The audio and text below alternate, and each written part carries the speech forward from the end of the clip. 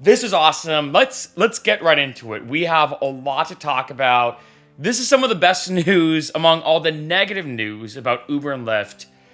This is some of the best news I've seen in a while. And that is, as you can see, ride hailing and food delivery drivers could appeal deactivations under proposed ordinance. I'm so happy this is being brought to light because this is a huge issue not a lot of people are talking about. It is getting more attention, and it should be, because what's weird is Uber, Lyft, DoorDash, basically these rideshare and delivery apps almost always side with the passenger, almost always side with the person ordering it, and they really look at their drivers as disposable. As you can see, it's kind of the subtitle.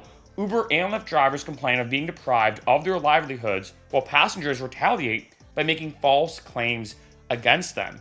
And I've gotten a bunch of comments on this channel of people saying, hey Mark, I was driving, I got into a minor dispute with a passenger. You know, it's weird because they were super drunk. They were out of control. They were doing this, they were doing that, yet I'm being blamed when I did nothing wrong. This is why I always suggest, one, have a dash cam, super important. And two, I call it first contact. If you're gonna have a dispute and a dispute happens, contact Uber and Lyft first, just in case, because it's a lot easier to go on the offensive perspective and say, hey, just letting you know, this is what happened, as opposed to the defensive perspective where Uber and Lyft contacts you and says, hey, we heard that you did this, this, and this, and then you're like, oh, no, I didn't do that, and now you're in this defensive mode. But anyway, jumping back into the article, just want to take that quick side note. Drivers who work for Uber, Lyft, and other ride-hailing and food delivery apps would be guaranteed the right to appeal before being stripped of their livelihoods. Again, this is a huge issue. If, like, say you drive full-time, you do it for a family, you're using ride-sharing and food delivery services and apps to put food on the table, etc., etc., they have the right to appeal before being stripped of their livelihoods under a proposal championed by retiring, I'm going to butcher this name. I'm not going to say, but this person, the chairman of the City Council's Committee on Workforce Development of the Independent Drivers Guild of Illinois. Hopefully I'm pronouncing these correctly. Uber has no immediate comments on the proposed ordinance. Also, I want to say, this is in the Chicago Sun-Times. So this is in Chicago, but remember, I noticed that a lot of times when a big thing happens in ride sharing, it can create, in a good way, or sometimes a bad way, a big ripple effect, like Prop 22 here in California. I know kind of became a very unique instance when it comes to independent contractors versus employees for rideshare drivers and everything. That definitely had a big ripple effect on other states, other cities, other legislation, looking at other alternatives. If, like, say, they don't want to be an employee, but they still need benefits, they still need this, and this, or whatever. So going back down here, in a statement, so this kind of shows Uber versus Lyft. Lyft says it takes safety reports from riders and drivers extremely seriously and reviews every complaint to determine the appropriate course of action. See, this is the thing. Yes, I'm glad that Lyft responded and Uber didn't. I think Uber's probably worse with this. And I will say, I can see Lyft trying to look at both sides a bit more than Uber, if I had to guess. But even still, and this is the big kicker, during the internal investigation, the account of the driver, passenger, or both may be frozen. So it's kind of this annoying instance where even if you did nothing wrong, your account can be frozen for a week, 2 weeks, 3 weeks. I've heard of drivers on this channel mentioning that they got into a dispute and Lyft froze their account for 2 weeks. They lost 2 weeks of pay. And yeah, now they're activated again, or unfrozen, I guess. But even though they did nothing wrong, they're still, in a sense, penalized. Super annoying. If a driver disagrees with with the action taken, they can ask for the decision to be reviewed. From there, a separate member of Lyft's safety team will review the evidence and either reactivate the driver's account or remove them from the platform for the safety of the community. Again, I think that, in a sense, Lyft is trying to do a balance of this, because obviously, let's be blunt, there are some really bad drivers out there. There are some bad drivers who should not be on the road, who should not be rideshare drivers, and as a result, their account should be terminated. Their account should be deactivated. But it is that very tricky situation where a lot of companies, Uber, Lyft, etc., just look at their drivers as way more disposable. So I do like that Lyft at least did comment and tried to explain their side of this. But even still, I still think these companies favor the passenger. I'm just going to be blunt. Going here, though, the proposed ordinance calls for creating a so-called driver resource center to give drivers a forum to present their side of the story. If the quote-unquote deactivation appeals panel rules a false accusation that was made, deactivated drivers would be compensated, huge, for the lost wages plus 9% interest. That I love. That should be everywhere. That should be a worldwide thing. Obviously, right now, this is just in Chicago, and this is just being like put forth, but this should be everywhere because, like I said, if let's say you get deactivated for 2 weeks, or excuse me, frozen, call it frozen for 2 weeks, and then you come back, and then Uber and Lyft is like, or in this case, Lyft, I guess, in their system, is like, oh yeah, you're not frozen anymore. You can just start driving whenever. It's kind of annoying that you're like, oh, well, thanks, but you're kind of saying, all right, yeah, we know that we kind of affected you getting 2 weeks pay. Sorry about that. Yeah, have a good time. It reminds me of that like South Park episode about the BP oil spill when they just repeat like, we're sorry. That's kind of what it reminds me of.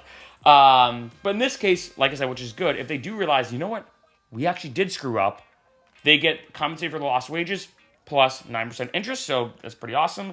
In addition, the new appeals process will be funded by an adjustable tax that starts at 10 cents a ride that will be paid by passengers.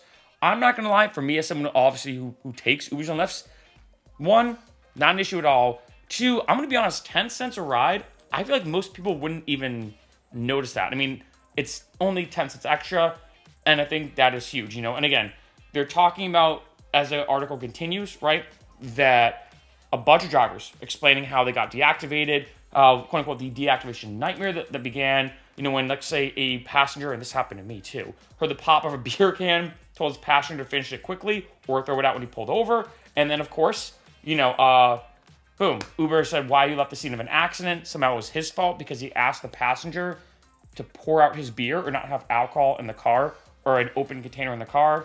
Like I said, I'm a huge fan of this. I'm super excited that this is a thing. Definitely the best news of Uber and Lyft yet, and I'm gonna even say delivery driving too. I don't do as many delivery driving videos, but this is super important just because Uber and Lyft drivers do not get as much protection as they deserve. And I've talked about this in, you know, a bajillion other videos. And yes, I think there's a lot of good parts to Uber and Lyft and a lot of bad parts. And this is one, in my opinion, of the big bad parts. And when it comes to being deactivated, it is really tough. There's not a lot you can do. You're an independent contractor. You may be explaining your side of the story, trying to talk to Lyft and Uber. And even if you're right, and here's what is just super annoying, and that's why I'm glad they're kind of putting this policy in place, that even if you're right, even if you did nothing wrong, take that one brief example I talked about. Throughout the article, they do mention examples here and there. But like say that someone got in the car, they had open container, they throw it out, but then they blame you or something like that. Even if you did nothing wrong, you could still be frozen for 2 weeks and miss out on 2 weeks of work. This happened to me a couple times even. Like for me, I remember the first time it happened, which is interesting, is alcohol in the car is something I always avoided. Sounds kind of stupid to say, but obviously when driving, I feel like especially when I started driving in Boston, Boston's a pretty alcohol-heavy city, and the big thing in Boston is nips. In case you don't know, nips are like the small bottles of alcohol. That's what we call them in New England and kind of the Northeast. And I remember a bunch of times people would be in the car and be like, hey man, do you mind if I just have a nip real quick? And I'm like, no, if a cop sees you, no, absolutely no alcohol in the car. If you have it in your pocket and it's closed, technically, it's out of sight, out of mind. And it's unopened. I don't see it. Just do whatever you want afterwards, but not in the car whatsoever. But there was one time I remember very specifically. I was driving. I was maybe a minute away from this person's destination. There's these three girls, and I look back and I wasn't really paying attention, or I was kind of like watching them a little bit just to be safe because they were kind of like giggling and whatnot. But then I noticed they were just now passing around a tequila bottle that I think they just took out to like quickly have a couple shots before they went to the club or whatever. And I remember I was like, guys, no alcohol in the car. I'm like, come on, like we're a minute away. Like just do whatever you want after you get out of the car, but just not now. And they were saying to me, driver, come on, well, what about this? What if you take a shot with us? I'm like, I'm driving. Not only is it bad to have alcohol in the car and you're drinking it and it's an open container, but you're asking me, your driver, to take a shot with you while I'm driving for Lyft? No. And they kept complaining. They said, hey, well, if you don't take a shot with us, we're going to give you, I think, like 3 stars or 2 stars or something like that. Basically, they're going to give me a low rating. I said, absolutely not. They would then kind of give me some trouble. And then I pulled over, dropped them off at their place, because luckily, this was only like a minute before we got to their destination. So by the time we were like done of this whole like weird debate of me explaining why I shouldn't do a shot while driving them, luckily we were at their destination. They got out, and they actually did give me a bad rating. I explained to Lyft and Uber what happened, and that was it. The second time was like a passenger who was just in a horrible mood.